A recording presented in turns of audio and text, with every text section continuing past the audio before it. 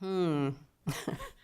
Well, as you can see, I came without notes or books or anything this time because I feel like I'm a sort of immersed and nearly drowning in Zhije and Chod.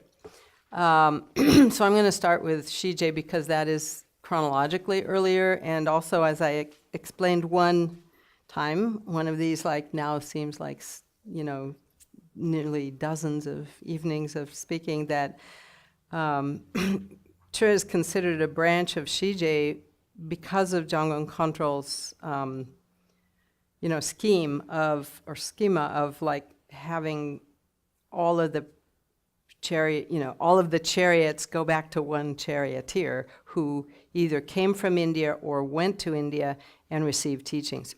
So in this case, it's somebody named Dampa Sangye, or you might know him by the name Pa Dampa Sangye, which just means father, which is the story of how he got his name father is actually found in the biography of Machik, mother, not because of anything going on between them, but because her son, Machik's son, who became one of the lineage holders of Chod, regarded him as a father. So that's where that comes from. And so all of the texts always call him just Dampa.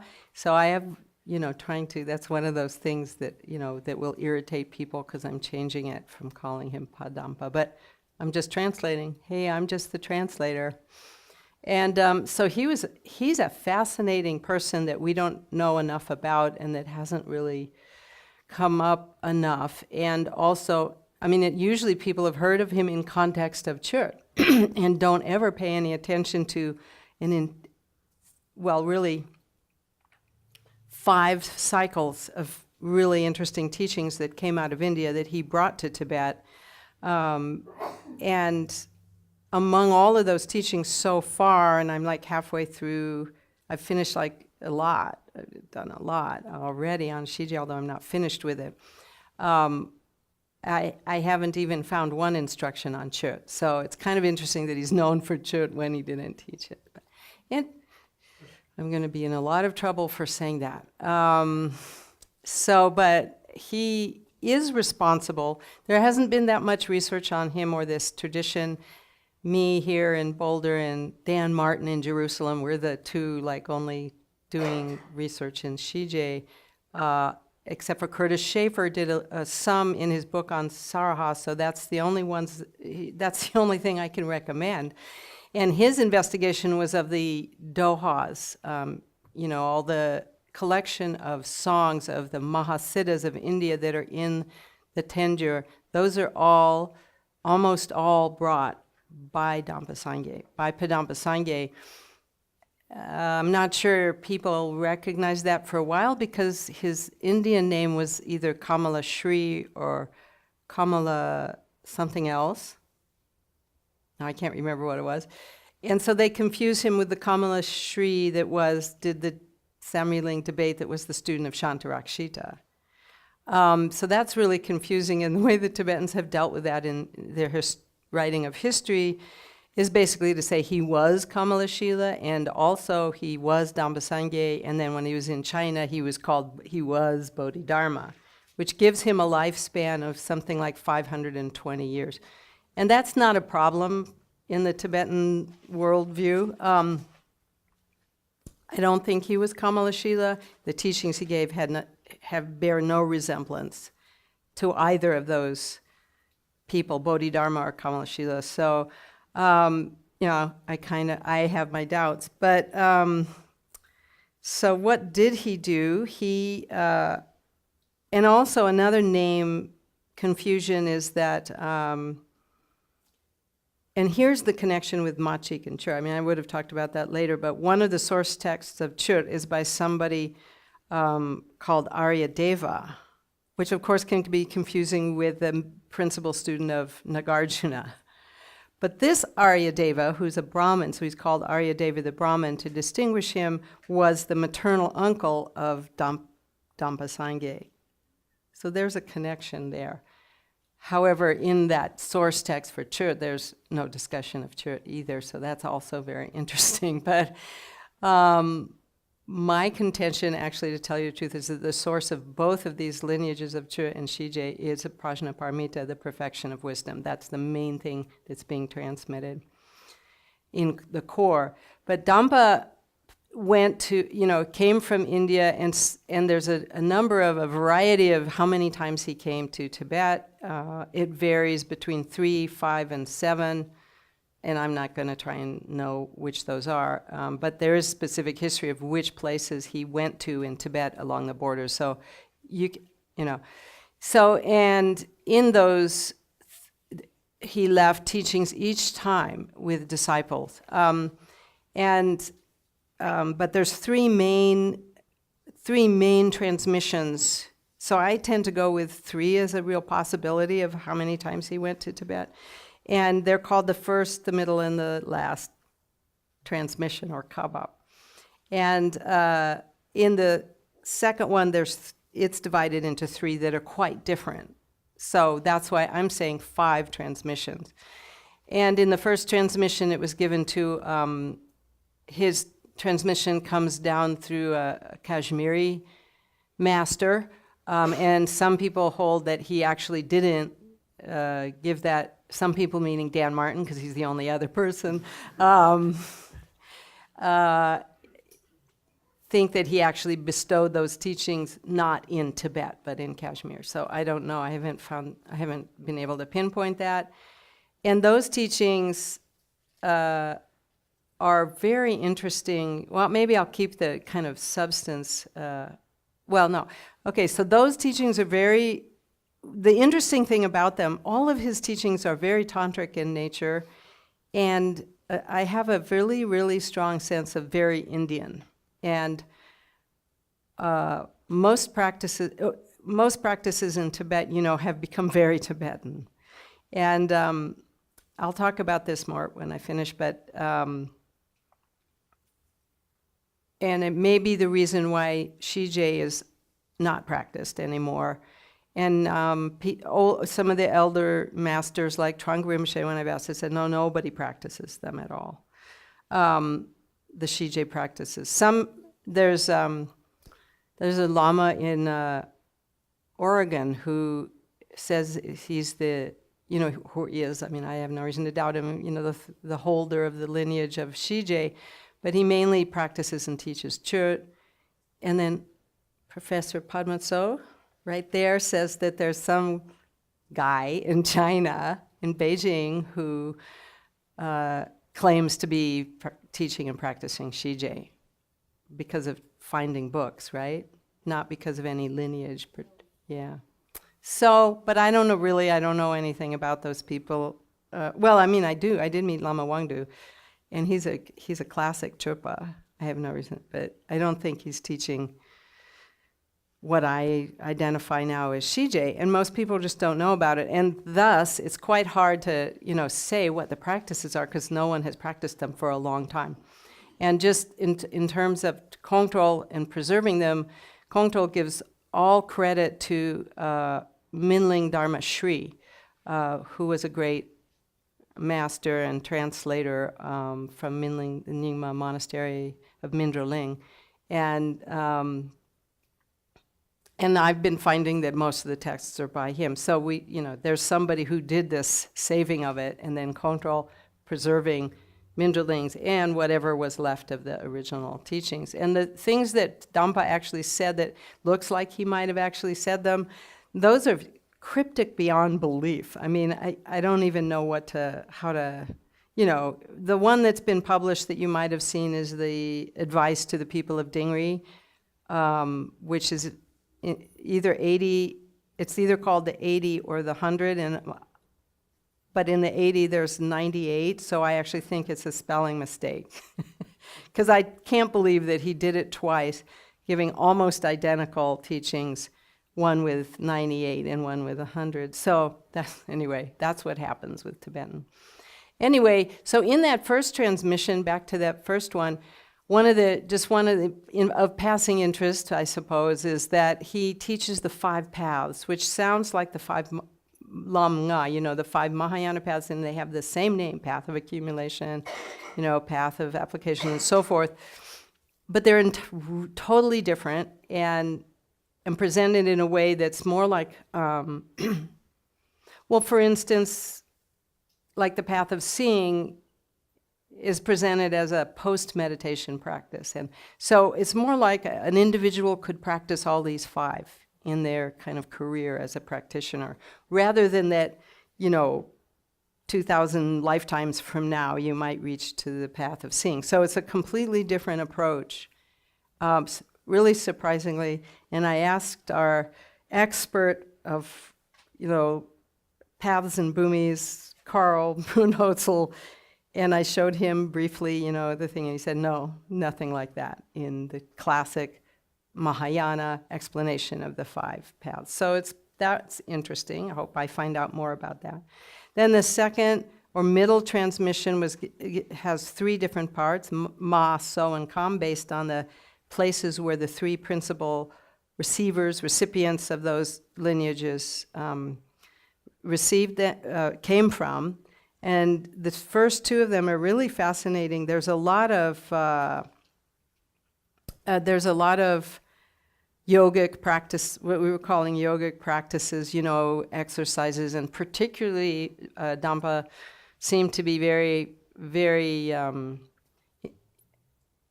fond, I guess you could say, of this thing called Yogic Gazes, tatang, karana in Sanskrit. And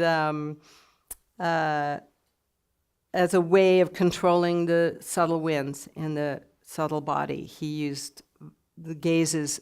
There are descriptions of positions, physical positions, but much more on the gazes. And not only, there's various lists of them that are quite interesting, like the gaze like a tortoise, and the gaze where your eyes look like kidneys, and the gaze where you're, various like far out things. And also in one of those middle transmissions, there's this interesting kinds of exercises you do with awareness. They have names like spinning like a wheel, opening like a lotus, throwing like a spear. And those are all things you do with awareness. You spin it around, or you throw it into space, or so it's a shame, really, that these practices have kind of lost their lineage in a way. The reading lineage is still present, so they're not totally gone, but there doesn't seem to be someone practicing them that could actually explain what you really do. And as I'm reading them, it's strange, I have no kind of sense of the actual practice, even though the descriptions are very specific. So it's funny. The third of those 3 middle ones has been lost mostly, except for the sort of preliminary practices. And Control makes a comment that nowadays, what's left of it, which is classic preliminary practices, is applied to, nowadays being 19th century, applied to the other 2. So they do that as preliminary, and then the others. Or at least he says he thinks that's what happened. And then the final kabap, the final one, is and consider the principal one, and the one that's really had the biggest impact, is to his disciple called Jangchu Sempa Kunga, or Bodhisattva Kunga. And there's a lot of material around, within his transmission to Kunga, there's a black instruction, a red instruction, and a white instruction. They always mention them, and then they always say, well, we're just going to talk about the red instruction. So I have a lot of detail on that, even though my really interest was on the black instruction, and I'll tell you why in a minute. But the red instruction is very, very thorough. It goes through people of the highest capacity. Like we've talked about Lam Rim, how that began, this whole idea of different capacities of people. So just in that same vein, this goes through how to approach recognizing your own true nature or pure awareness, depending on what kind of person you are. And it's very, very detailed. This commentary is probably 60, 70 pages, and And there's other ones, too, that still exist. But what got me interested, and there's a paper up on the Zhije blog, by the way, you guys should all look up the Zhije blog, and Marcus puts up things that are interesting all the time, but was that when we went to Nepal to receive the empowerments of the whole Damgak Dzu from Sanjay Nyempa Rinpoche, I didn't go for the whole one. I only lasted a week for the Zhije to receive the empowerments and oral transmission and teachings. It was a masterful job that he did, I have to say. You know, when I was talking before about how Kongtrul's collections have turned into this, when they're transmitted all at once, it turns into this, you know, huge festival where people come and packed in. But the Benshin Gompa, I've never actually ever witnessed someone do such a good job because he had everything totally prepared. The monks had what you had to chant was up on 2 screens before you know, by the time it was ready to go. It was up there. You didn't have to be looking through pages. And just for anyone to know how to do all these empowerments in the Damgak Dzu is phenomenal. And I have to say that another side result of Kongtrul's kinds of collections is this really, you know, giving the lamas a really hard job. I mean, they really have to earn their keep when they do something like this. So anyway, one of the surprising things that I found in the empowerments of Zhije is the use of the Sanskrit alphabet, which was the primary thing in the empowerments. And it wasn't just that you said it once. You said, you had to repeat the whole Sanskrit alphabet dozens of times and then repeat it backwards. And then repeat, if you know Sanskrit or even Tibetan, you know that there's sort of rows and columns if you lay it out. Repeat the columns, repeat them going this way, repeat every 4th letter, go backwards, forward. You know, it was just like, and I was just, what is this? I've been around a while and, you know, old enough to have been around a while. Certainly we are practicing what they call secret mantra, so it shouldn't be surprising that there's mantras there. But these aren't mantras. This is an alphabet. And what I came in my paper, just so I sounded smart, is to call it non-lexical phonemes, you know, like sounds that have no meaning. Mantras tend to have some kind of meaning. These are just syllables, and it's actually very, very fascinating. So I tried to investigate where did this come from, and the 2 sources that are listed for Zhije are 2 tantras, and one of them is called Ale Kali Sangwa Samchimi Chapa Chuo Chimpo Ju.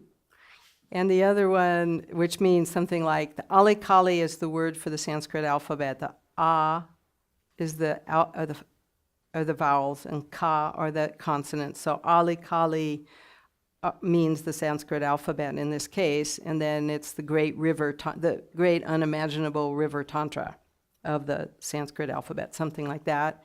And then there's another one that was just called the symbol Tantra, and about, I don't know, like half of the things attributed to Dampa have the word syllable in it, and I got it wrong in the Treasury of Knowledge. I just assumed it was, you know, his symbol teachings. But this time, I found it quoted, so I could look up those quotes. And in fact, the quotes don't come from any of those that are collected there. Here's like if I was in academia, I would be like totally bragging, so I'm bragging now. I believe I did find the quote, and I found the source, Tantra. And it was in the 100, I got this number wrong, the 139 volumes of Bodong Chokle Namgyal's collection of texts, which have been collected, by the way, in a book called the Encyclopedica Tibetica. And as I mentioned, haven't really been investigated very far so far. Anyway, so he has treasures, there's like treasures hidden in there because he just thinks. So I managed to find it and translate it, not well, but good enough for my uses to write this paper and investigate it. Now, both of these tantras are probably written by Dampa Sanjay. That's what the belief is. And, we were talking about the battle over what's so-called authentic and what's not. And this is a good example, but at least he's Indian. But there is no Sanskrit that we can find, so that I know of. There may be somewhere, who knows.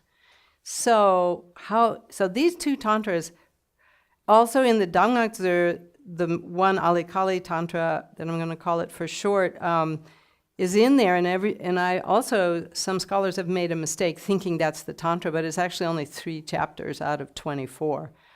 And it's an easy mistake to make in Tibetan where you say something like, the Nishu Jipa, and it sounds like it's saying the 24th chapter, but it's actually number 10 out of 24. And the person who decided to include those only 3 chapters was Jamyang Khyentse Wangpo. And how interesting what he chose, I mean, to me, because I'm so nerdy, I'm like nerdy about these sources of things. He chose the instructions on, empowerment, 1 chapter on empowerment, 1 chapter on the actual practice, and 1 chapter on the results. And he left out all the really interesting stuff about sounds and syllables and mantras. He didn't put those in, but the whole rest of the Tantra, there's a little bit in there because actually I don't think he could have found 1 chapter that didn't have a few hints about that. But these 2, and they're very corrupted, especially the other one I found in Bodong, so many mistakes. The mantras are a disaster, kind of a disaster, and they're not the same as in the other one, and so on. But it's all about the power of sound, and the power where obviously mantra practice comes from, the power of mantra. I'm going to say magical, but the kind of power from an oral tradition that seems to reach back even into the times of the first pre-written language, where language itself was a miracle. The language, the fact that humans developed sound meanings was an incredible thing. It seems to reach that far back, and it is totally in keeping with Vedic ritual and the Vedas, where, in fact, Vedic means a language. So, and ritual. So rituals done with language. Anyway, I didn't get that far because it's way too late in my life to become a master of the Vedas, But I did find a lot of sources in Mahayana texts that have dharani in them, which is it's like a long mantra. Mantra itself usually is like the deity's name, and something like put in there like Omanapadme Hung or something was really the name of Avalokiteshvara, things like that. But in the dharani are longer and appeared in very, very early in Mahayana sutras. So I didn't even have to go. And then, of course, it was obvious I could find some sources in tantras, but I didn't even really have to go there because there's enough in the Mahayana tantras to give a hint at what's going on here. There are these alphabets, but how did I know to look in that? Was a mere mention in the Blue Annals where there's a discussion of whether Dampa Sangye's teachings are they tantric or are they Mahayanist? Which one does it go to? And the writer, Gerlo Tsao, the writer of the Blue Annals, says they don't have to be tantric because, for instance, there's the 42 syllables in the Prajnaparamita. That's all it says. 42 syllables in the Prajnaparamita. They're like, what does that mean? And I actually typed it into Google, 42 syllables. I got it. It's, yay, Google. So I think the Perfection of Wisdom in 25,000 lines, there's a 42 syllables, which is an alphabet. I can't remember the name of the language that it's in, but they tend to call it Arapachana, which it might sound familiar to you from the Manjushri mantra, which the Tibetans pronounced as Arapatsana D. There's no D in it, and Arapachana, 5 syllables, are the first 5 syllables of a Gandharan alphabet. And there it was in the Prajnaparamita. And it had all these teachings on each syllable meaning, some description of an indescribable kind of Dharmakaya state. And then I found more in other Mahayana texts that have the Sanskrit alphabet in the same mode. And one that you can readily access is the Lalita Vitara, the play of the Buddha, which is basically the Buddha's life. There's been several translations of it, one by the Nyingmapa Institute, Tartangtuku people, although that one is translated from French, from Sanskrit, from I don't even know what language. But anyway, there's a better one online that 84,000 has done now. And I just like to tell this story from there, because this is even maybe an example of it being used as a mnemonic device to remind you of the teachings. Because in the Vedic, I found out later, in the Vedic tradition, you never write something down. In fact, I even found some mentions in some of the materials of Dampa of Zhije that, it's the worst degeneration of the teachings of the Dharma when it gets written down. Like it's basically ruined if you write it down. And remember we were talking about Lamdre that was like at least 8 generations before it was written down and things. That's another example of this tradition where you can still feel the Indian tradition coming into teachings that happened in Tibet. So anyway, the story from the Buddha's life is his first day of school. So if you're a parent, it's kind of like cute. So he goes to school, the Buddha, goes to school, and here's why it's well known, this one, is because they ask him to recite the alphabet.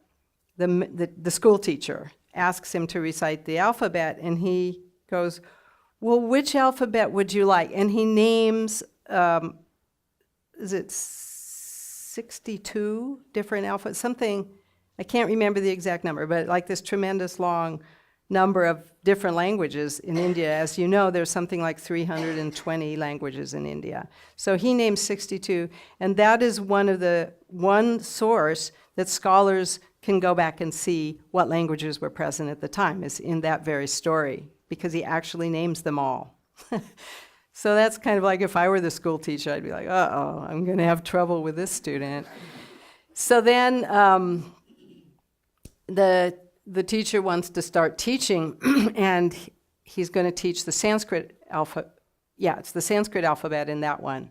So he starts, ka, ka, ga, ga, na, like that. But instead, the Buddha, through his powers, instead of those syllables coming out of the school teacher's mouth, instead comes out the actual,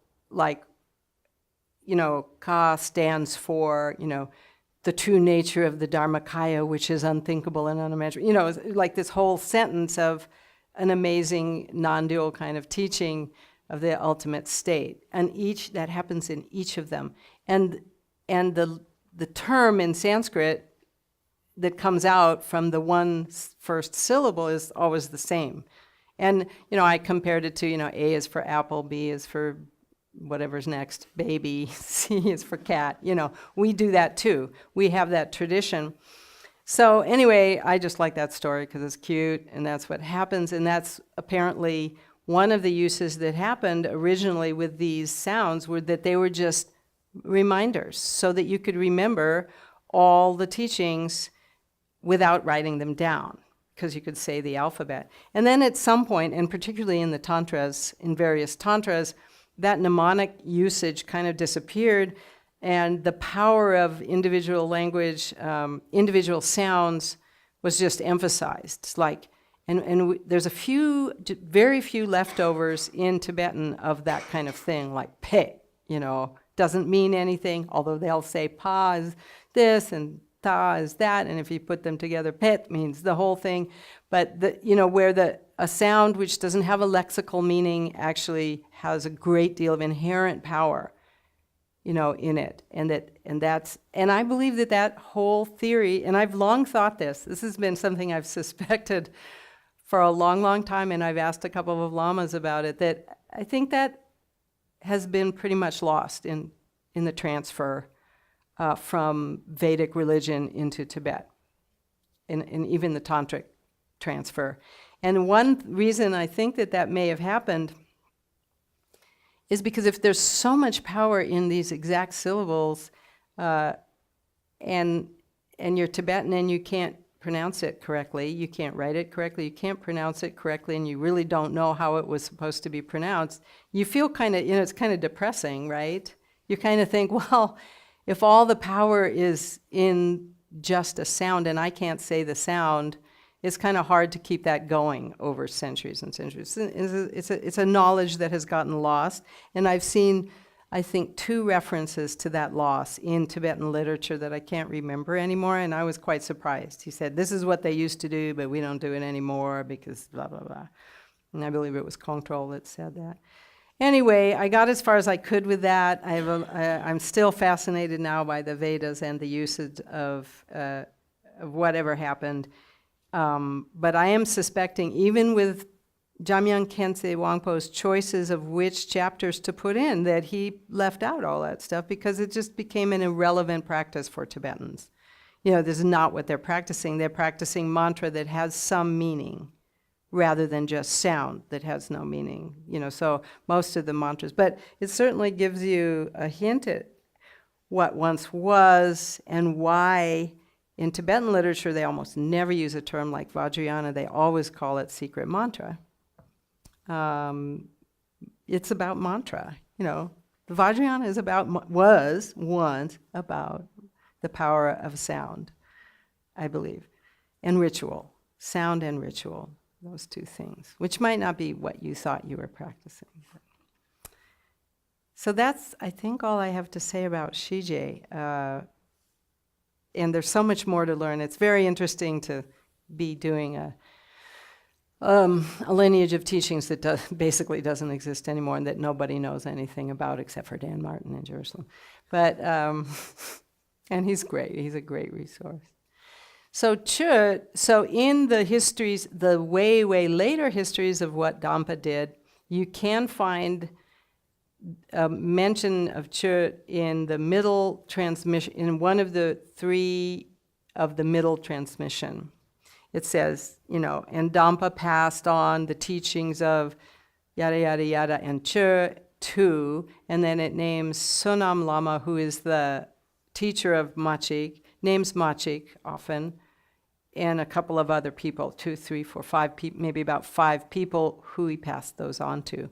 That's all that we have so far that I found. That's that little thin thing right there is the presence of Machik. However, in the literature on Chod, of course, you find quite a few stories about Machik's encounters with Dampa Sangye. But they're not many, and actually it was her teacher, who's called Sonam Lama, who received mostly teachings from Dampa Sangye as well as others. So there's someone in between. It's actually a second generation, although she did apparently meet Dampa Sangye especially on one occasion. So Chod, that's a whole thing, and I'm sure that's what you mostly came to hear about, and it's a very, very complicated lineage. One of the reasons that, or one of the things that makes it difficult to study is that it doesn't have its own monastic establishment at all. And what happened in the history of Tibet after it was developed by Machik, in the 1100s probably, is everybody had a piece of it, and it now exists in almost all the other schools of Tibetan Buddhism, and in one form or another. And also an incredible proliferation of lineages. I can't even sort that one out. I didn't even try. And an incredible proliferation of texts. Unbelievable. More than, I think, any other subject. Everybody wrote their own Chod text. However, everybody also plagiarized from what seemed to be some original prayers, and so it's kind of hard to work with that in that sense.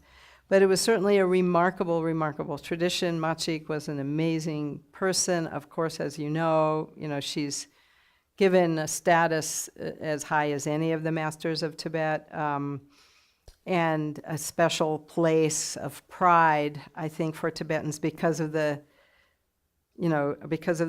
legend, if it's true or not, we don't know, that the Chod practices are the only practices that were then taken back into India, so that it was a reverse direction. All the practices come from India into Tibet, but Chod went from Tibet into India. And you can see little hints about that, the story of her life. There's about 2 or 3 or 4 available biographies now, of course, written hundreds of years later. We don't know what happened, but a couple of things about her that I was able to glean from it was that, first of all, she was like an incredible reciter, and that got her a job. Women didn't really have an easy time getting a job as an ecclesiastic, as a local lama or something. But because she was so good, meaning fast, because of this tradition in Tibet of having, lamas come into your home and read sutras and read texts, which is about the only time that they're read. People don't read them for the meaning. It's for blessing of the house, of the of the crops, of the everything. So people get invited in, and this still, I don't know, and I haven't lived in Tibet, but certainly in Bhutan, this is every single household is virtually required twice a year, spring and fall, to have this puja happen in your house, where you feed the monks and you sing and they read. And then you go around preparing food for them while they're reading, and that's a blessing. And she was hired as we call a chaplain or something, and she read it, and there's some special kind of magic thing where I asked Trungpa Rinpoche a lot about, which is called drukgyur, which means times 6. And what he explained, and he said he's seen it done, but not with 6, it's usually more like with 3 or 2, is that somebody can read so fast that they have someone else following along who can only follow every second or third or fourth line, but that somehow they all get out there. So they need all these other people to check on this one person to see if they're really doing that. So the legend has it that Machi could do 6 lines in the time that a normal person could do 1. And when you see it explained in texts, what they say that is she's actually reading 6 at the same time, 6 lines at the same time. And so she got that job, and something happened very interesting with her, is that all of a sudden she thought about the meaning of the perfection of wisdom. Like, instead of just trying to read it really fast, she was like, oh, this is something. And, what does this mean? And particularly, it will always say in all the histories that it was during the chapter on Mara, on the devil. I call it the devil or the devils. And I can explain my use of that term for that Sanskrit term. It's not the same term in Tibetan I translate as demon, which is Zhije. Dude is a whole nother thing with a very big meaning. But anyway, the problem is when you actually look in the Perfection of Wisdom teachings, there's a lot on this Mara. It's not really clear which chapter that was and which thing. So I found and put in the book about 4 choices of which, I just kind of wanted to know, well, which words was it that totally inspired her to have this epiphany of the real true meaning of Perfection of Wisdom. But anyway, whatever it was, it happened, and it's interesting that it was in the part on this idea of a spiritual devil, a spiritual death, because Mara comes from the word to die in Sanskrit. Mrah. Mrah. I'm going to mrah. But anyway, Because they didn't have like I, you know. There's no vowel there, it's just mr. So Mara, I kind of like to think of it, having had children growing up as whatever this is, you know, the millennials or something that, you know, who were very much, both of my kids are, you know, on the dark side and always inviting me in, you know, with like skeletons and vampires and everything, goth. And so there is something about the dark side. There was something about the negative side of the, you know, of the enlightened, you know, there's always the shadow of enlightenment. If you have light, you have dark. And that's personified as Mara, as the one who was the tempter of the Buddha, you know, just like, you know, who with his tempt. But anyway, so that's one stream of her realization coming from the Prajnaparamita.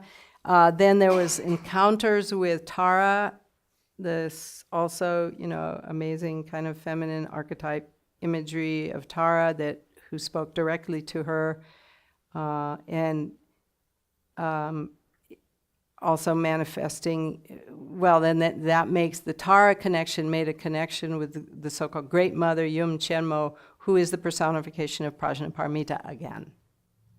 And in fact called in Sanskrit Prajnaparamita, Prajnaparamita.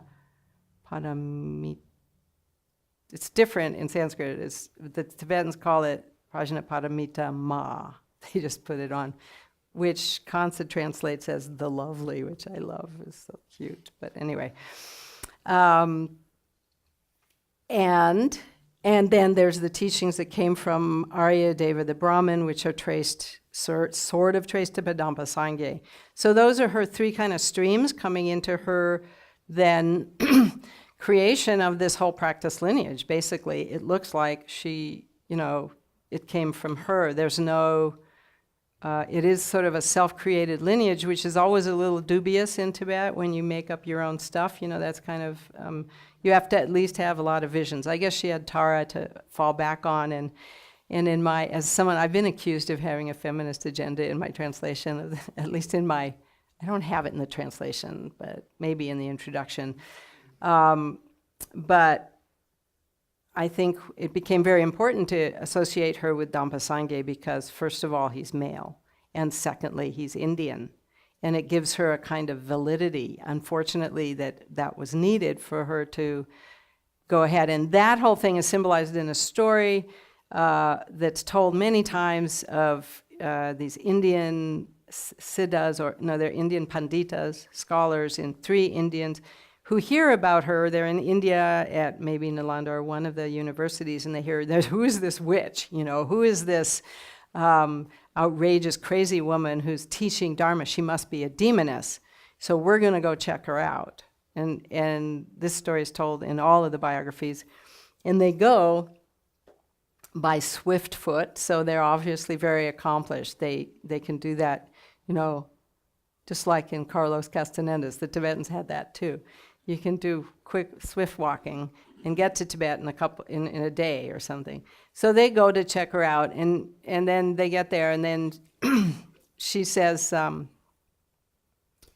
they say, prove, you know, give us the teachings. We want to hear what you're teaching. And she says, well, what language would you like it in? And this is a woman that never left Tibet. She maybe never even left her area of southwest Tibet. And how does she know Indian languages? Well, of course, in the Tibetan stories, it's because in the last life she was an Indian Siddha, and that story is always the story that begins her biographies. And she was a man.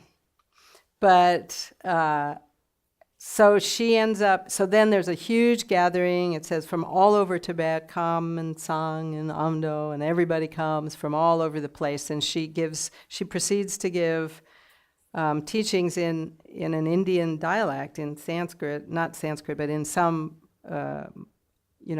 used dialect. And then they're convinced that she is authentic after all that. And those teachings are supposedly contained in something which is called Katsom Chenmo, which I've translated as the Great Bundle.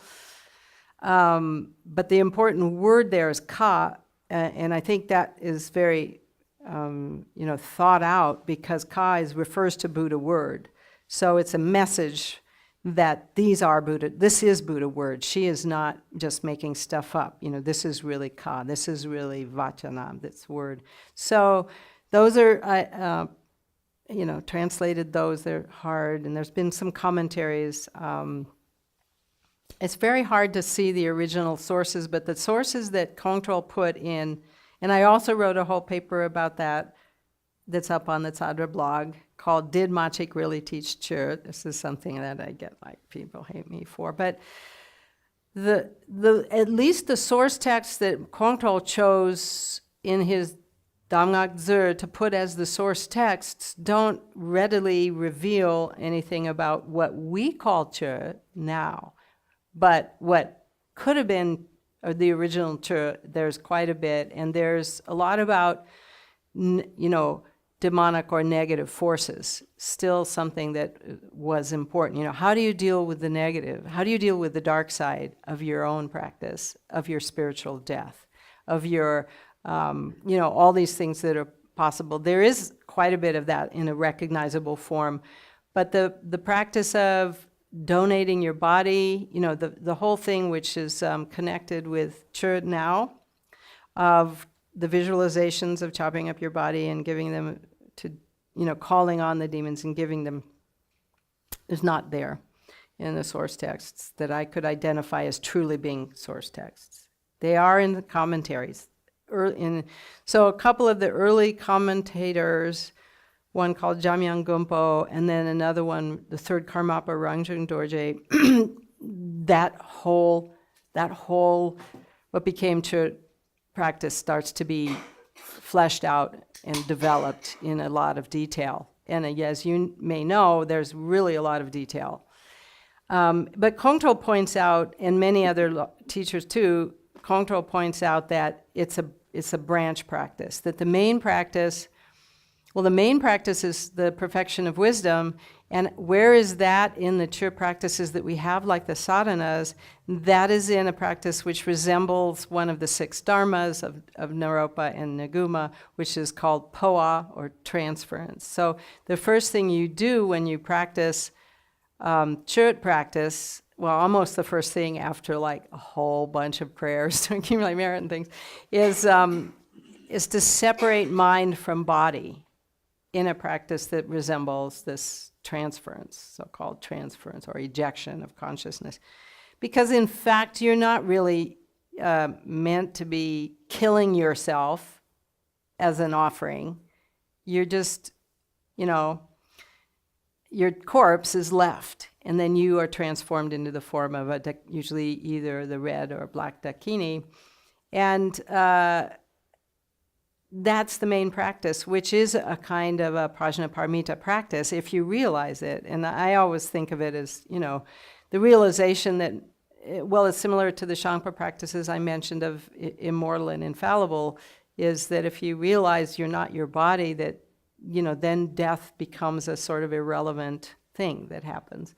And, it goes to the very essence of realization of the pure awareness. Or at least it's a stepping stone, I would say. Maybe as all visualization practices of deity, that's a stepping stone for realizing, for undermining the self.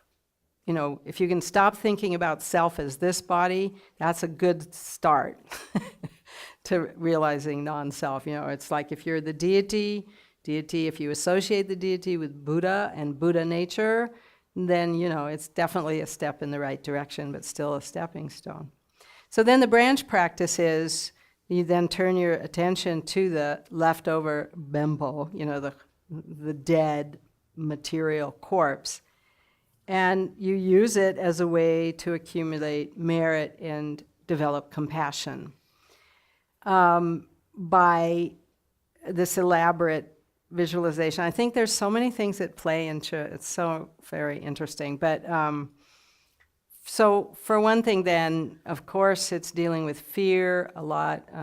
The Tibetans still have very powerful images of charnel grounds in India, but they didn't have charnel grounds in Tibet. There was the sky burial practice, and some people have associated that with Chod. Tibetans aren't at all squeamish about the body, I've noticed. At least at my retreat master, he said they didn't even think twice, chopping up a body right in front of you with all the guts and everything was a big deal, cutting it up so that the vultures can have smaller bites. But anyway, for us, it's sort of intense, I think.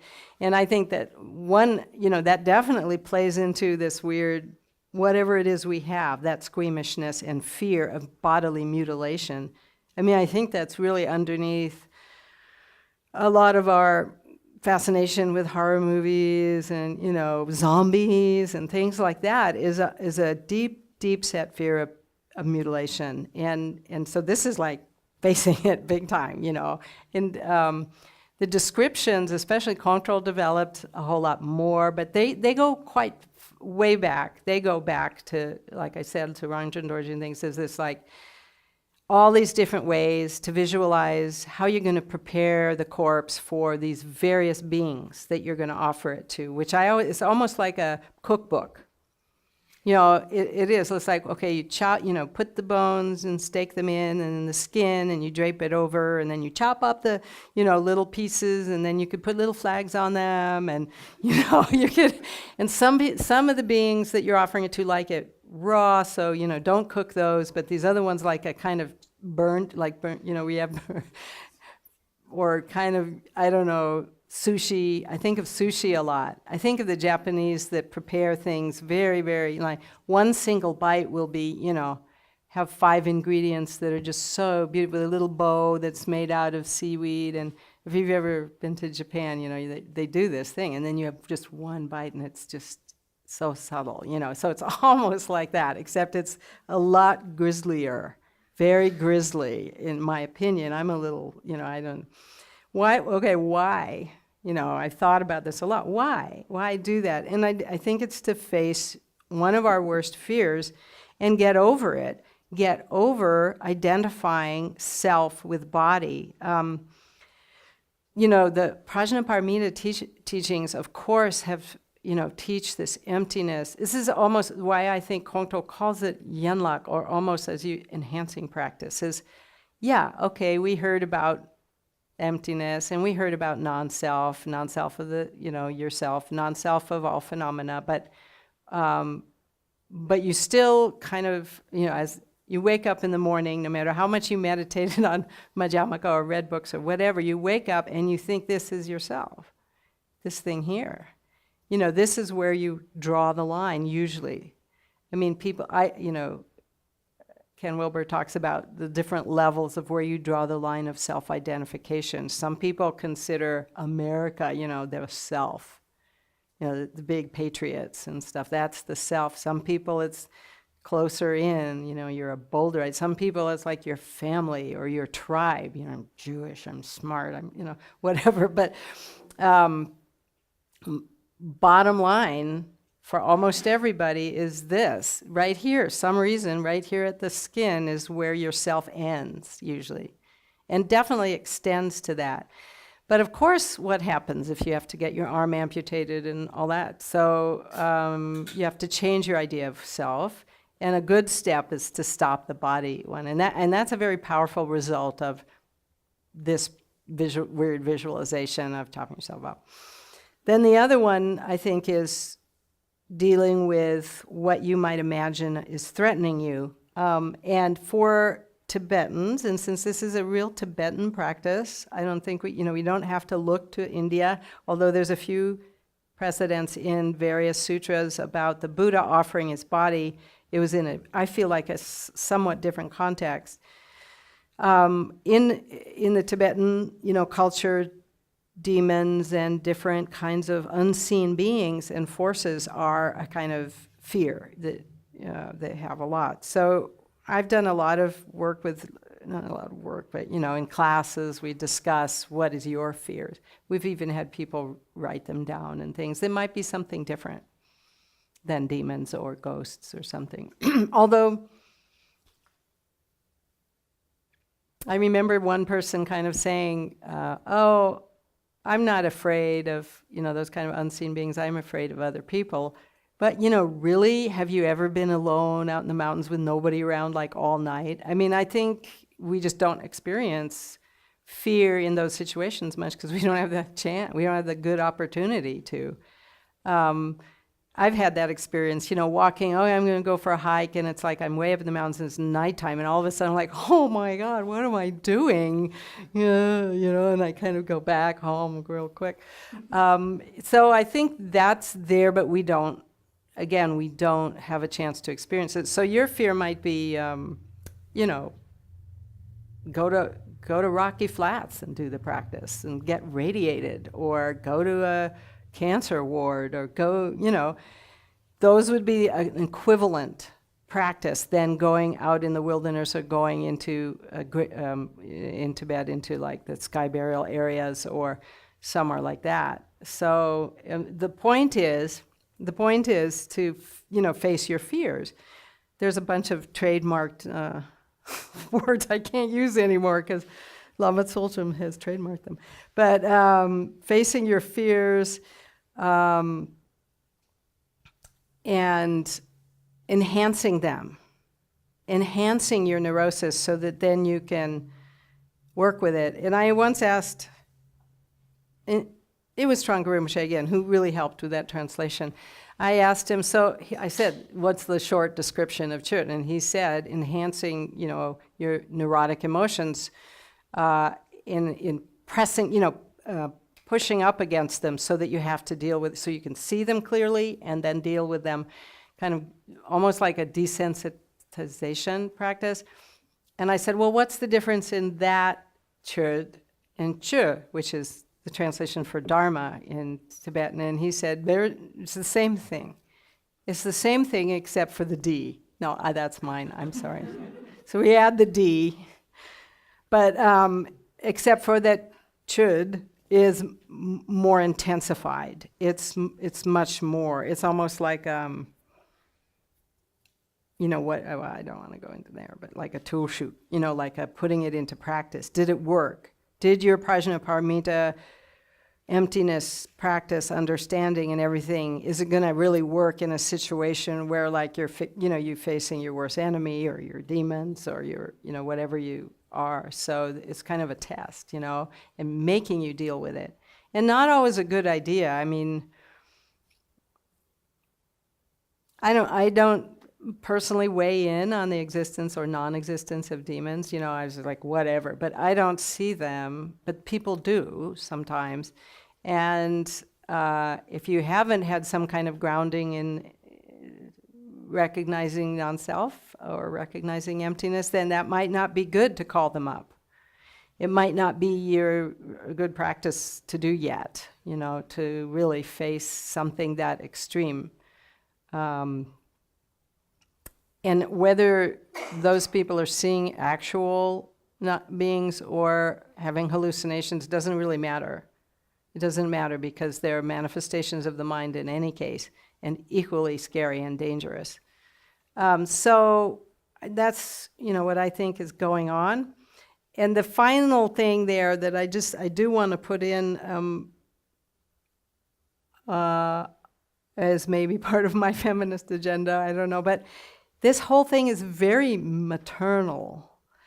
Machik, the one mother, I was joking when I said Mother Superior, but you could, if you did a literal translation of Lama, you could call that Mother Superior, but Machik, the one mother, Yum Chemo, the Prajnaparamita teachings, which are the great mother, the association of wisdom with the feminine, and then Machik as a mother. Her main disciples were her own children, her actual biological children. Her teachings were mainly towards her own children, which I wrote about in the, introduction. I was like, kind of very cool that like her, her son, her main son, Gangpa, asks her what, to give teachings. And then she like pops into the sky and she's floating in the air and she's looking like a dakini and she's telling it, and it's like, Mom, is that you? And he actually asks her, what are you? So that's a very interesting exchange, and why I enjoyed and wanted to do that book, even though it was actually Kalarimje who, asked me to do it, was because most of the teachings take the form of a conversation with her children. And that's pretty interesting. And also one of her children who's crazy, and how she deals with, or, not crazy, but like, I'm sure she would have said bipolar if she, or, and how she deals with that, and how she works with that, and so on. So in feeding demons, there is this nurturing aspect to it. And of course the offerings aren't only to demons. There's 6 kinds of guests that you invite. You blow the congling, there's all this paraphernalia. And everybody comes, and you imagine from over the hills, hundreds of thousands of beings are coming from far, far away. And it even said, they stop what they're doing. When they hear the horn, they go, what's that? And they stop whatever, kind of like feeding the chickens or whatever they're doing. And then you blow it again, and they're like, we better start going. And then by the third one, they're like just pouring in, and then you feed them all with your own body. I mean, I find that if that's not motherly, I don't know what is. That's kind of like this giant feast of self-sacrificing mom, who's always in the kitchen cooking. The one I never achieved, but I do get that image from it, even though she's not at all. You don't get the impression of Machik that she's sort of stuck in the kitchen. In fact, one of the interesting things about her life is that she abandoned her children early on to their father, who was also a reader in a household,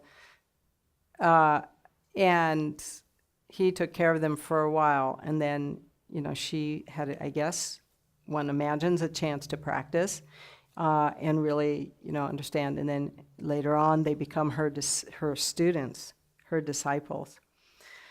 So there's endless fascinating things. There's more material probably on Machik than any other single woman in Tibetan history, I would say. Material and finding more on a daily basis, and left a greater legacy than anyone. I mean, it always, in Tibet, they just think there's basically one good woman, and all of these women are incarnations of her, So they'll often say Machik and Yeshit Sogyal and some of the other great women of Tibet are the same incarnation. They don't say that of all the men. It's kind of interesting. But Yeshit Sogyal is another amazing person. I call her the Maha Secretary, who's probably responsible for the Terma tradition, for the whole, why there's, if we were to believe the legend, why we have Terma as an option.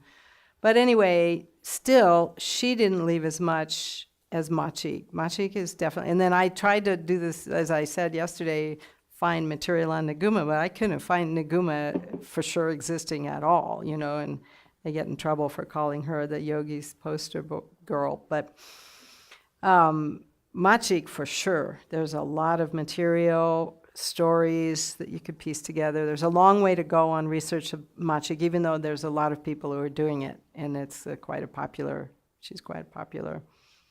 And so I don't know if I'm sure I'm missing like huge tracks of good stuff, but I can't, I decided just not to prepare for this one. So I can stop there. And you can ask questions if you like. Thank you. Is this on? Yeah, thank you, Sarah. This is fascinating. Oh, and I have 2 questions to start. And I'm actually more interested in the second one. So I'm going to tell you, I just wanted to ask you so we don't forget about the name Zhije for Oh, Dampa yes, thank you. Sangha. Oh, good. I did want to talk about that, so thanks for reminding me. So we can hold that as a placeholder. Okay. Because the one I was really interested in about the Sutra practice as we all know it these days, and as love you it. say. Yeah. And it is always said to be connected to the Prajnaparamita teachings. Yes. And second turning. yeah, second turning, Mahayana, Yes. not Vajrayana. Yeah. You don't need an abhisheka to practice it, although they are given. Yes. Yeah. At least some teachers will say that. And in Jamgon Control's commentary, I think he says it's second turning Prajnaparamita. But Yeah. when you actually look at the practice, It's really Vajrayana. Yeah. it's very Vajrayana. Yeah. And it has a very sophisticated element of this poa. So Yeah. I was always been wondering, what is the connection to Prajnaparamita? And then what you said about that, the poa or transference of consciousness being Yes. maybe the connection to, intrigues me. So Yes. Yes. I'm sure you have more to say, but if I could just Yeah. ask Go my ahead. one question is, do you think that, or did you find any evidence that that aspect is more present in the teachings of Machik, and that maybe as these teachings got practiced more and more, people started to embellish on other aspects, that is the visualizations of what you do afterwards, after you've done the transference, for various reasons, because It's easier, way more fun. they're easier, they capture the imagination, you can Yes. run wild. Yeah. It's but actually that core was where you are to start. Yes. And it maybe has developed into a situation where that has kind of been lost almost, so that so much focus on the visualization. Yeah. So do you see that in any of the Textual Yeah. analysis. Yeah. Yeah.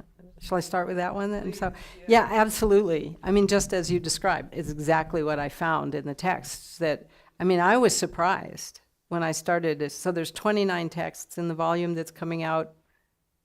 Nico? Okay. And 29 texts, 29 introductions.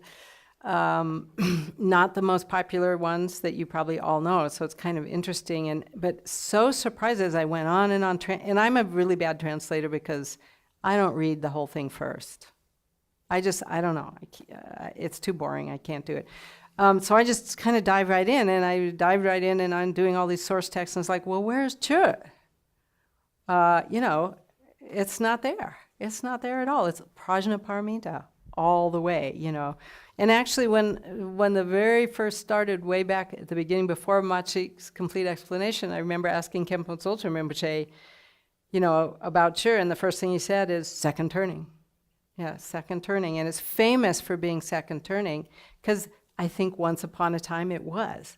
But once people got a hold of this enhancement practice, I really do think of it as a sort of a tulshuga test of your ability, your recognition. They went wild, and not recently. That's a long time ago with Rangjung Dorje and so forth. So, this just became a much more interesting practice. And there's many theories about if there was pre-Buddhist, Bun influence. People have correlated the shamanic practices like of Mongolia of self, dismemberment, and ancient practices in certain indigenous tribes, of dismemberment with whether those are influenced. I had hoped to figure that out once, but there's almost no way to trace that yet that we've come across, whether that's true or not, whether those practices are so-called shamanic, which I don't like to borrow that word because it's Russian really, but, whatever they were doing there in Tibet. So it could be there's all these other influences, but also these great Buddhist masters, such as the third Karmapa, just really liked to elaborate on those things. And, they also had visions, they also had direct, for instance, Tanton Gyalpo's Chur, was visionary, and there's a lot of visionary things. And then the Terma tradition was developed. And a lot of people practiced Dujam Lingpa's Namo, which was the original Chur thing I translated with Shakti Rinpoche, with very beautiful, total terma, even though they somehow connect to Saraha and stuff that I don't understand. And I tried to ask, and it's like, well, how can you can't really have both, but I guess you can.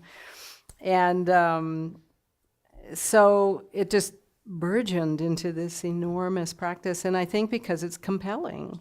Yeah. And here's another thing I kind of feel strong. I have a lot more to say, actually, I realized when you asked this question. But it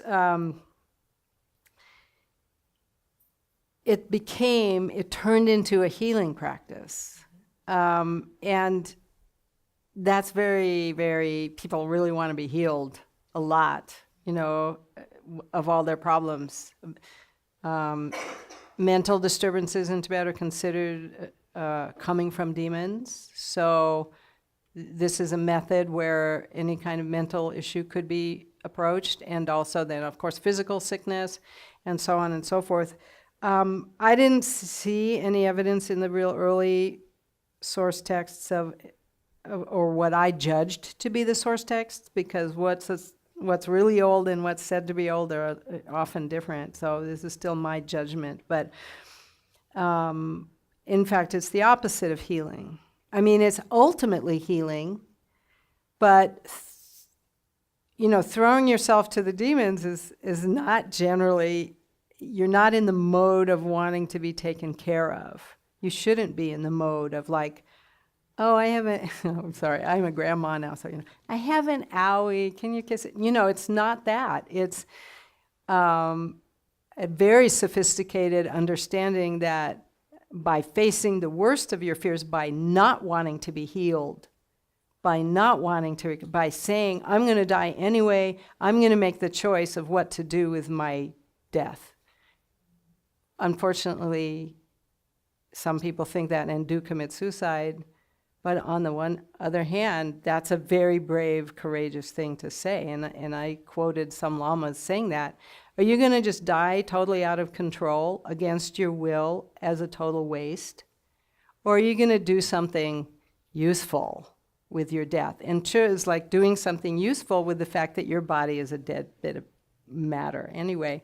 So it's not a healing practice. And Khenpo Tsultrim himself told me, people who practice Chur, they take off their protection cords. These protection cords that the Tibetans give you to protect you. He said you have to take off the protection cord because you're throwing yourself out into the whatever, worse situations. It's an act of great courage. So that changed big time somewhere along the way, and literally every single Tibetan master that comes to the West teaching Chur advertises it as healing. So like I said, ultimately, yes, it's healing, but if you have the attitude that it's healing, you're going into it with the wrong attitude, I think. I mean, it's less effective. In fact, if you go in thinking you're going to be healed, you won't be healed. I'm going to go ahead and just say that, even though I don't know if it's true. So, okay. And I could give a long talk, which would be really boring for everybody else, except you maybe, and Wollston, of what I think the word chut means. Because I found after the one and I dare say only benefit of translating similar things, massive amounts of something, is that you finally get a sense of the use of the word after you see it in 1,000 different places. And it doesn't mean cutting at all, I don't think, originally. And actually, I'll segue this into your question about Zhije. It's given by many scholars, Tibetan scholars like Jongön Kongtrul, as a synonym and a homonym, is that what it's called, of chut as conduct. Sapatapa yate cha nara cho da chut, which is a common word in the Prajnaparamita that we see the conduct of the bodhisattva, or the activities of a bodhisattva, or the idea of conduct as a test of your practice.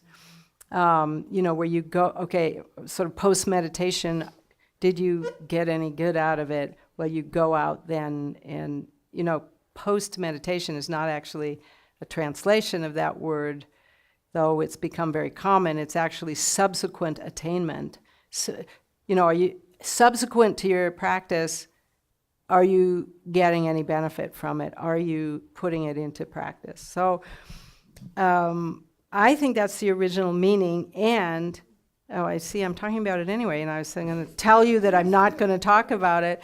But the other thing is it lent itself to a Tibetan expression, and please, so you jump in and correct me, but of like tak chupa, to resolve, tak chu.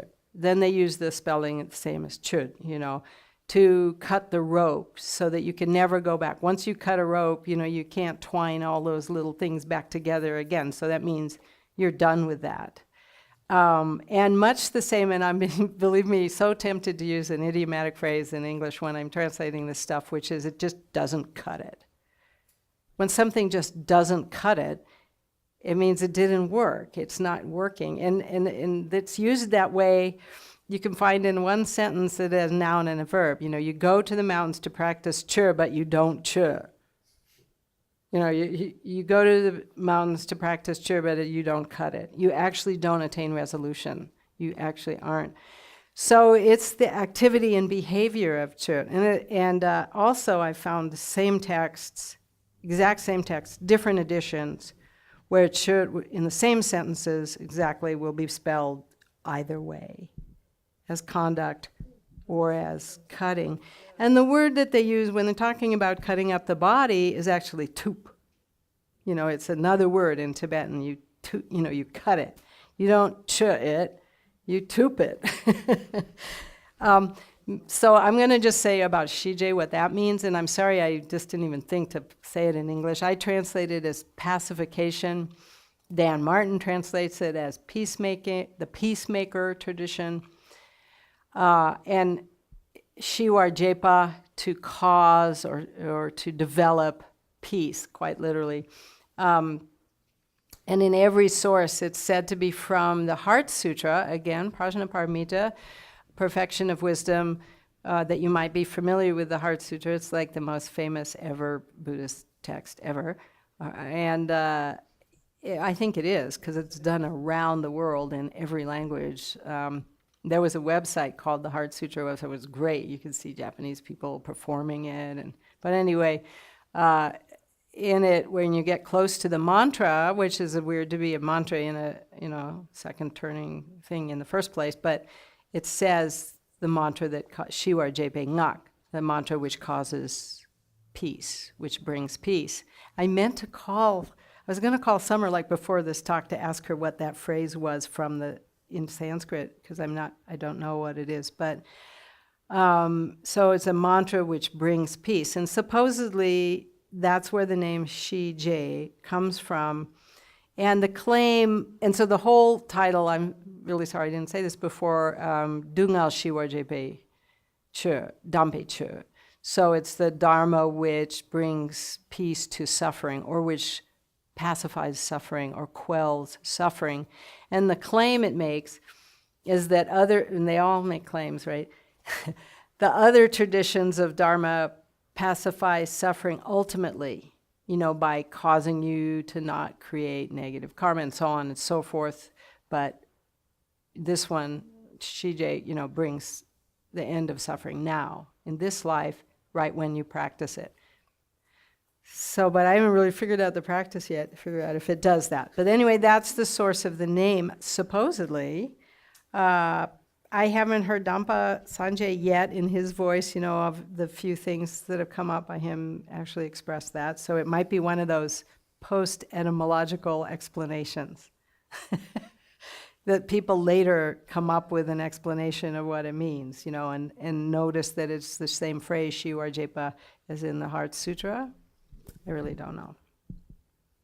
Thank you. Well, I guess we're going to have to wait till your book comes out to answer really the first question part of so are there techniques for realizing Prajnaparamita in those texts? Yeah, I can answer that. Is that what your question was? I mean, that's like the sort of the next one. Sorry, I know I'm hogging this, but okay. I'm there's a lot of teachings, what we would say like teachings on Prajnaparamita, explanations of it, but not some specific technique. in the sense of a Vajrayana practice, like in the sense of top Kepa, or something. No, I didn't find anything like that. Like, here's how to realize Prajnaparamita, sit down and visualize Yum Chenmo or whatever, nothing like that. But that's why I'm positing,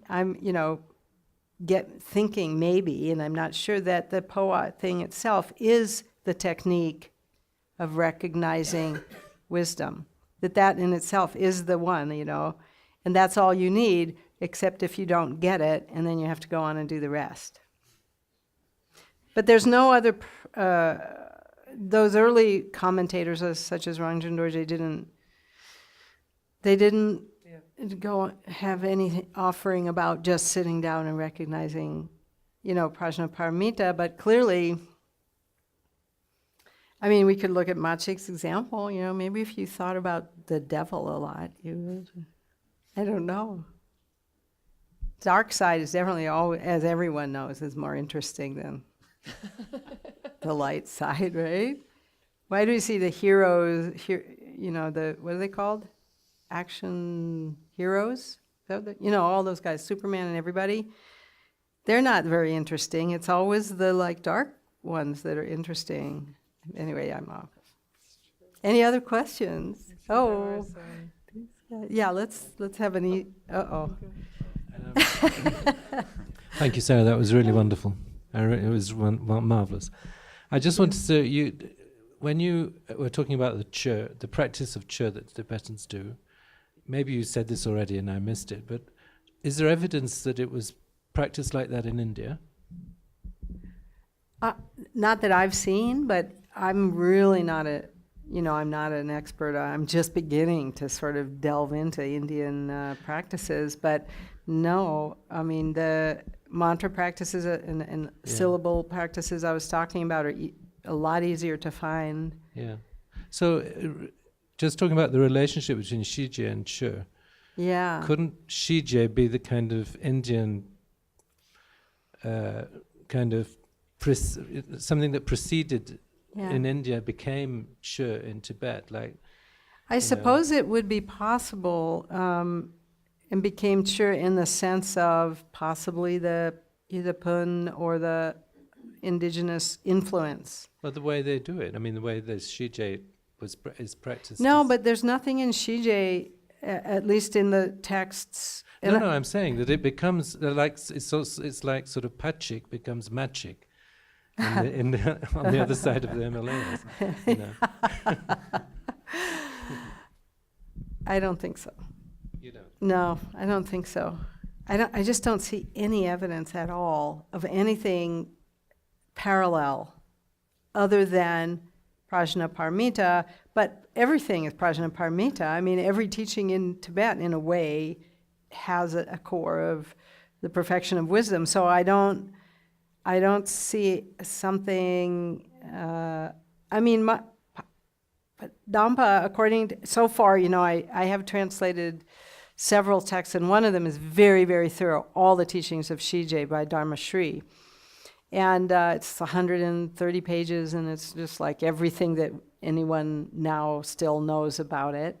I haven't translated the empowerments yet, but I did receive them. And I didn't see anything yet on something that even could have magically transformed into Chod. No. So leads me to believe that there is an influence, a big influence from Tibetan practices, pre-Buddhist Tibetan practices, that a way of assimilating the Prajnaparamita in a very Tibetan way. But I can't say. And it's gone so far now, 1,000 years of being developed in Tibet and termas and everything. I haven't been able to put it back there. But you're saying there is a kind of link.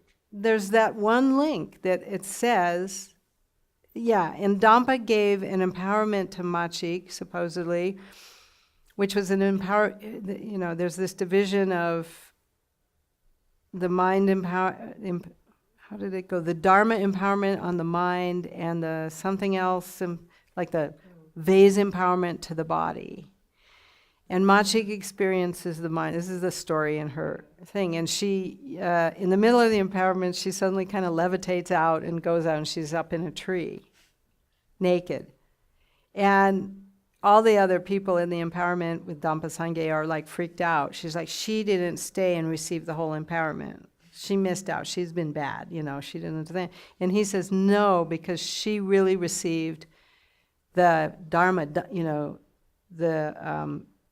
Dharma empowerment on the mind, and that's the important thing. So that's the story, the main important story of their kind of connection that they have, that I've seen yet. Of course, later histories like, what's his name, Tuokan,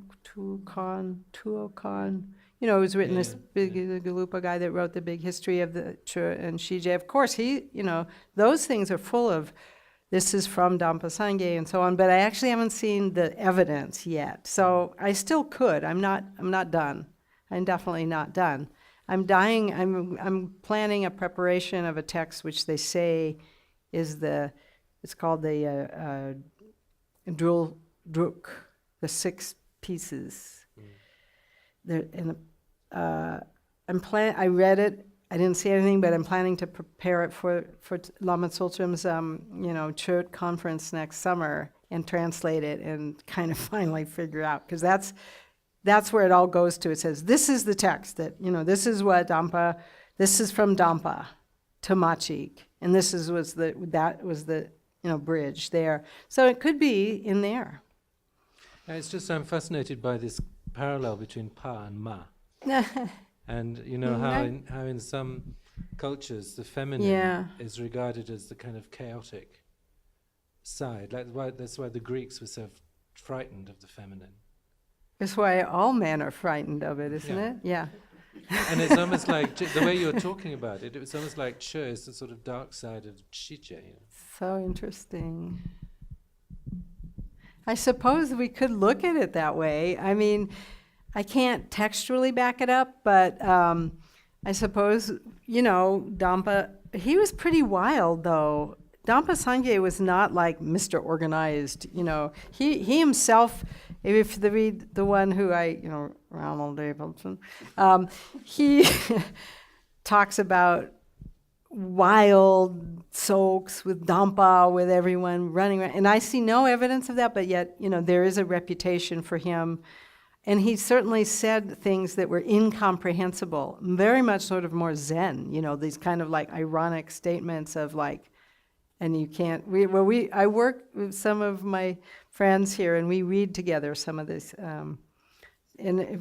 what? It's like, what is he saying? And weird. So he was maybe not a great example of the masculine orderliness. This story about him stealing Kamala Shila's body. Oh yeah, that's a great story. That's how the Tibetans explain.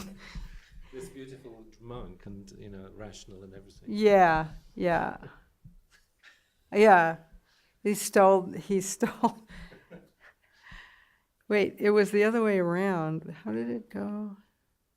Dampa was Kamala Shila. This is how this story is told. Dampa was Kamala, in India. And there's a quote of him saying, in India I was Kamala Shila, in Tibet I'm Dampa Sangye, in China I'm Bodhidharma, by name. Just like these are his 3 different names. But the story that Tibetans have come up with is he was crossing the border into Tibet one of his trips, and there was, I guess, probably the first trip, because they never saw him as a beautiful monk. And unfortunately, this has a lot to do with skin color. But there was so as Kamala Shila in his Kamala Shila beautiful body, there's something. It varies. It's either an elephant or a tiger has died, and it's like on the bridge, and it's in the way, and the villages are terrified, and it's because it's the ghosts, and that no one can move it because it's too huge. And so Kamala Shila / Damba, does transference of consciousness into the corpse and walks it off, reanimates it and walks it off and gets it out of the way. Meantime, an ugly, dark-skinned, yogi sees this beautiful body and decides to do poa into the beautiful Kamalashila body and is happy the way he looks now and leaves. And so when the former Kamalashila needs to come back and needs a body because a human body he doesn't have one anymore, so he has to take that ugly body, the dark one. And so so that's the Dampa that the Tibetans knew and met. I don't know how the Bodhidharma story pans out, because since Bodhidharma is, earlier, way earlier than Dhammasangye, but Dhammasangye is the same time as Milarepa, and one of the famous, stories is his meeting with Milarepa, and which I've translated that conversation, very interesting. But you could, it's possible, but really there is a story in the Machik's book of why he's called father, which is just because of the son of Machik. Why is Machik called Machik? I mean, her name, she had a name. And there's stories of meeting of the four Machiks. There's other women that have been called Machik, such as Machik Shama, very well known, the Shama siblings in the Lamdre lineage, in the Sakya lineage, the Shama siblings, which a lot of times people have assumed is brothers, but that Machik, a lot of all the translations confuse the different Machiks. So Machik, I think, is maybe a respectful term. What do you think? Mm-hmm. I mean, there might be some modern Machiks. Are there? No. Okay. Maybe not. So I don't know. But you haven't? No modern Machiks. Just using the name Machik is not a respectful term. I mean, I'm always called in Bhutan. Everyone calls me Sarah, for instance, Mother Sarah. They shorten everything, so it's not Amma. It's too hard to say Amma, so they say Sarah as a term of respect, but not Machik in Tibet. Okay. Always, Ma is always respect. Yeah. Amma, okay. Yum, also, but not Machik. She was the one. It was very tempting to translate Machik as single mother. But I didn't. I resisted. But yeah, so I mean, it's a nice way to think about it. You should write kind of a Jungian, analysis of that, the light and the dark, the male and the female. I like it. Or I should. I'll steal it from you. So we should. Any other questions? She's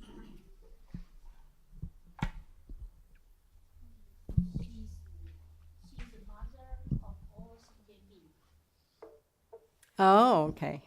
Well, Yum, as a, Yum Chenmo became representative of the Prajnaparamita because that's the mother of all Buddhas, because without Prajnaparamita realization, you don't become a Buddha or a Bodhisattva or anything, a Shravaka or anything. So that's how that mother came along.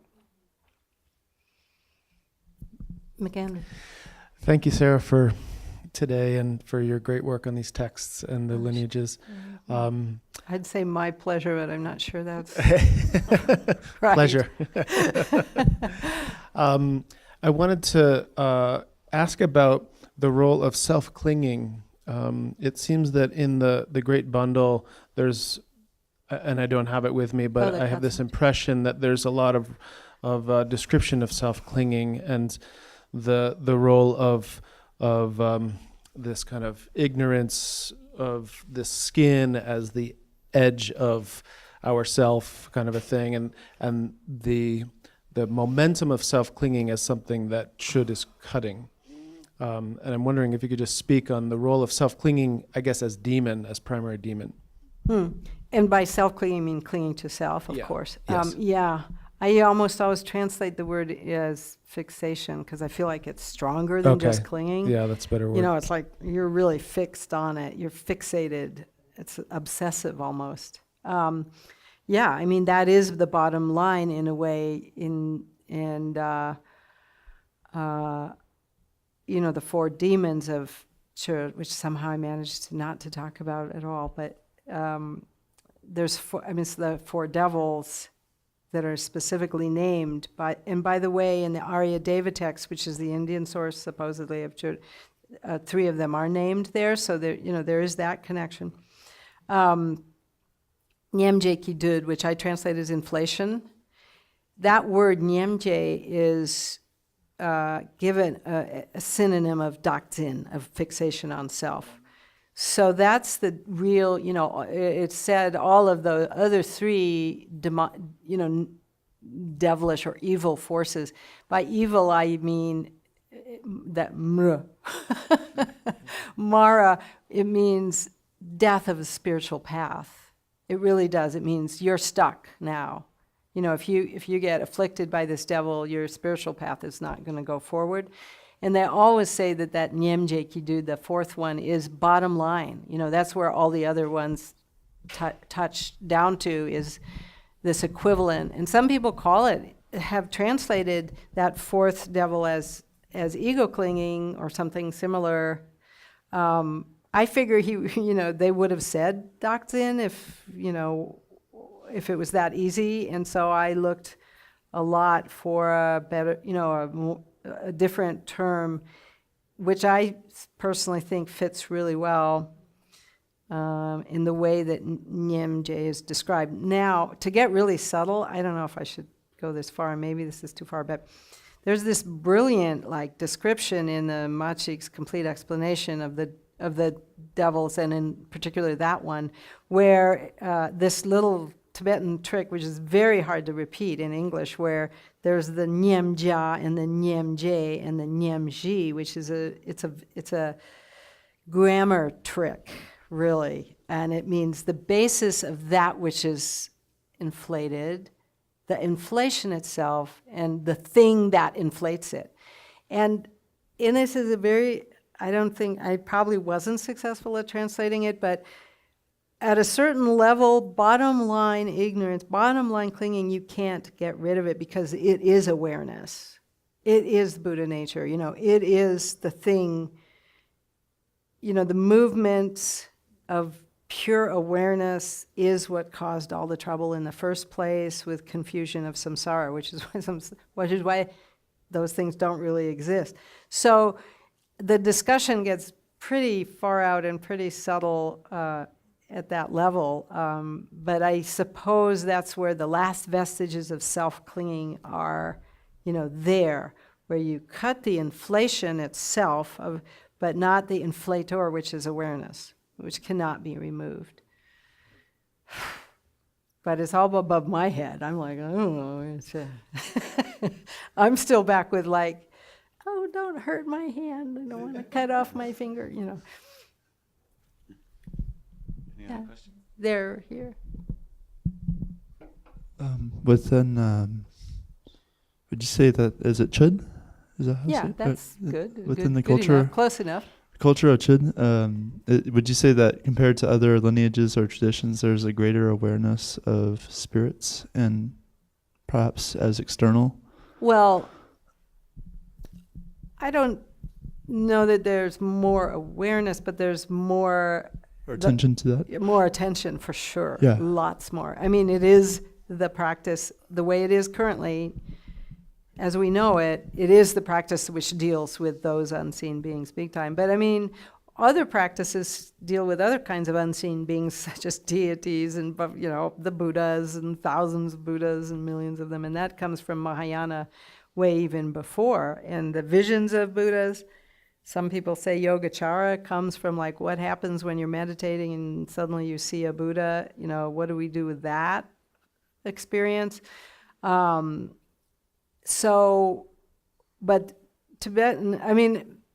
the Tibetan landscape is animated by all kinds of spirits, good and bad and everything, I think.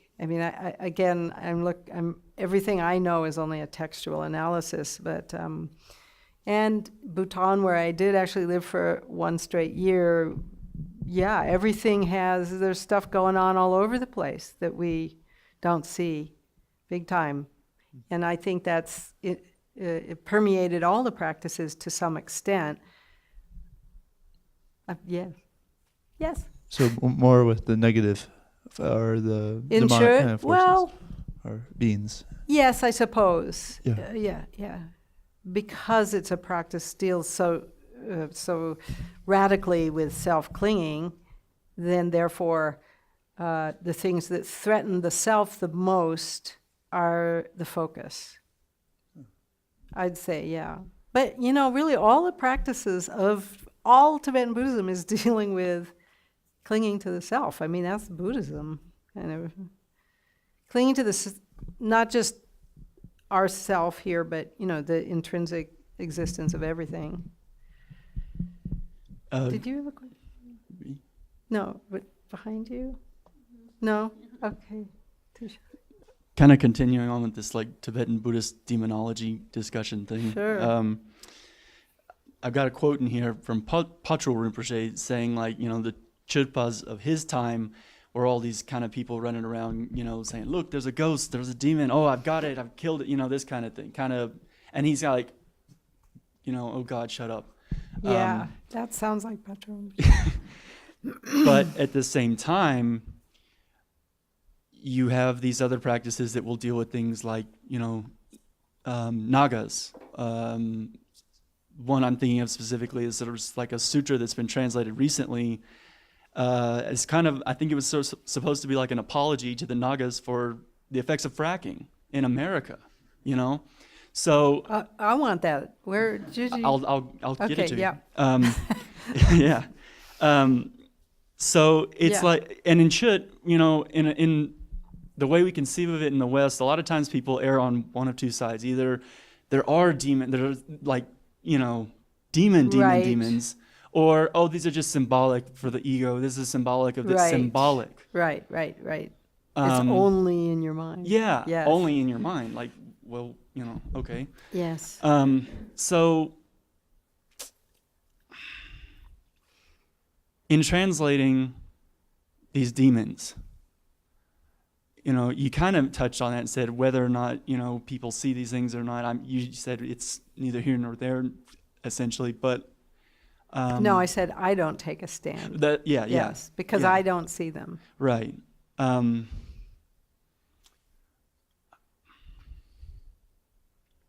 I don't know. I guess in other cases besides Chut, what if, where it seems like maybe it's supposed to be a lot more tangible, like something that's living out in a hill Yeah. or a mountain or something. How Yes. have you treated that, or how do you still treat that? Yeah, that's a really good question. While I was translating Machi's complete explanation, I was always teaching at the same time at Naropa, and so of course I like to talk about what I'm doing with people, and I'd always do a survey in the class, like this size people. We could do it right now, actually, and I would ask people, do you see demons or spirits or anything? And there'd always be somebody who does. And so what do you tell, what do you do? I mean, you think that, no, we don't have that in our culture, but, we do. And in older cultures, as I mentioned in this book, it was absolutely accepted in almost all cultures that there were demons and spirits and angels, and this goes back to the earliest beginnings of, and there's theories like the breakdown of the bicameral mind, and this kind of weird stuff that you read about why that is, and we've gotten into the scientific age where it's all explained psychologically or as some chemical thing or something, and I really don't know. But here's one thing I noticed with, you can't ignore it. Because then in every group this big, there's someone you're ignoring, so you can't just dismiss it. You can't. And I remember asking Kala Rinpoche about it ages and ages ago, and he said, totally straight, I said, are there really demons? And he said, I don't know about America, but there are in Tibet. Like he'd seen them, but he hadn't seen them in, America, so he wasn't going to say.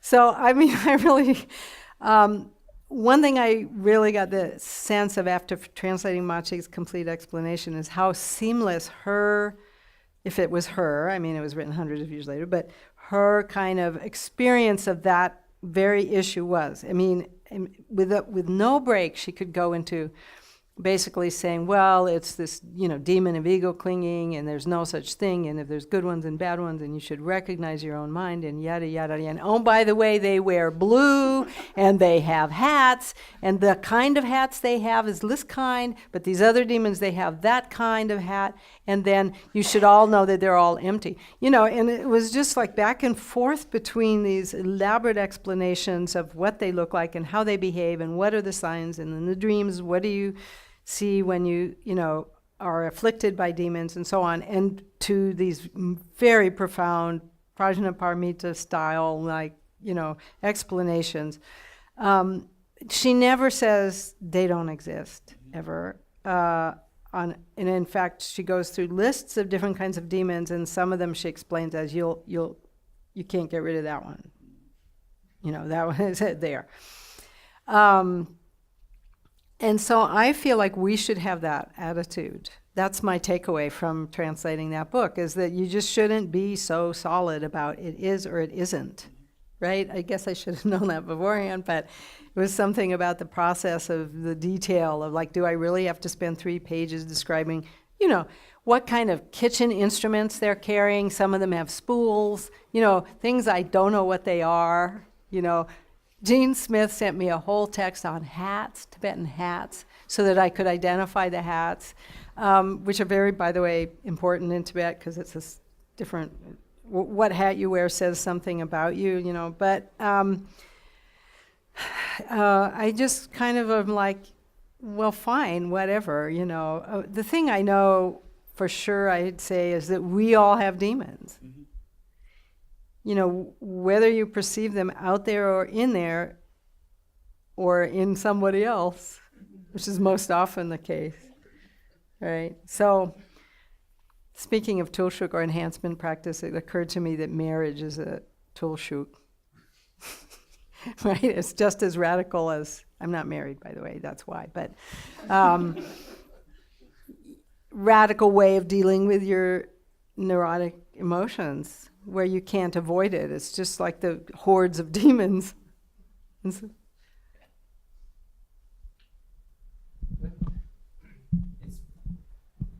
It's very striking to see the difference in the Buddhist attitude to demons as compared with what you see in the West, in the Judeo-Christian tradition, which is the kind of thing you see, it's sort of presupposed when you see a lot of horror films, where the demon is, something extremely negative. Yeah, and has to be chased away, has to be exorcised and destroyed. Whereas magic is actually feeding them. Right. Yeah, inviting them. You call them from afar. Not just the ones you have. You want all of them. Yeah, it's pretty interesting.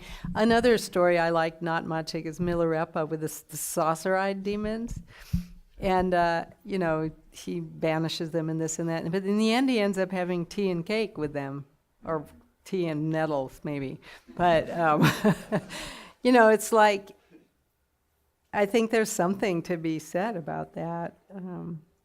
The movie world of demons is interesting because sometimes they're very, very compelling. I mean, I think True Blood is one of the most popular series ever made of all those demonic kind of, vampires and everything. And I personally find, the Dracula, a very compelling person. Any more questions? Ending on that note.